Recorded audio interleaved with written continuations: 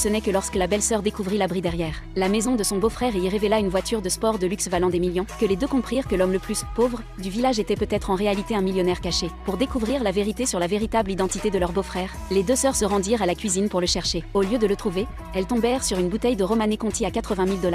Encore plus choquant, la cuisine contenait 50 caisses du même vin, ce qui les laissa sans voix. Ensemble, ces bouteilles de vin valaient environ 50 millions de $.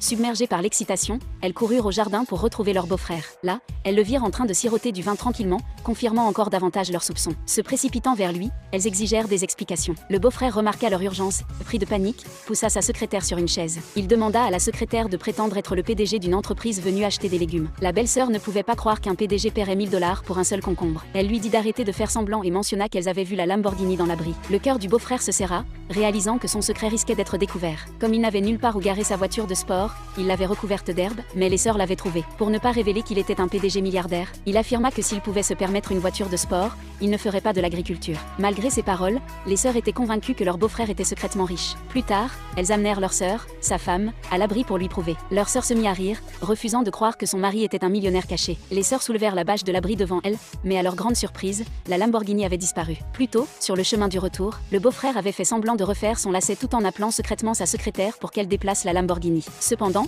la voiture n'avait pas été déplacée très loin par manque de temps. En entendant le rugissement du moteur au loin, les deux sœurs reconnurent le son d'une Lamborghini. Elles attrapèrent leur sœur et se précipitèrent dehors pour vérifier. Mais au lieu de trouver la Lamborghini, elles se retrouvèrent face à un tracteur. Soulagé, le beau-frère se calma. Pour éviter d'autres questions à propos de la voiture de sport, il les invita à rentrer pour un bon repas. C'est alors que sa femme mentionna que l'oncle du voisin fêtait son anniversaire aujourd'hui. Elle dit qu'elle allait aider et demanda à ses sœurs de mettre une jolie tenue pour la fête. Elle demanda aussi à son mari de mieux s'habiller pour ne pas lui faire honte. Une fois tout le monde parti, l'homme appela immédiatement sa secrétaire, lui demandant d'envoyer un cadeau au voisin au nom de l'entreprise. Pendant ce temps, il continua à jouer les pauvres en apportant seulement 2 bouteilles de vin à la fête. Le voisin vit son cadeau et le regarda avec mépris, sans se douter que chaque bouteille de Romanée Conti valait 800 000 $.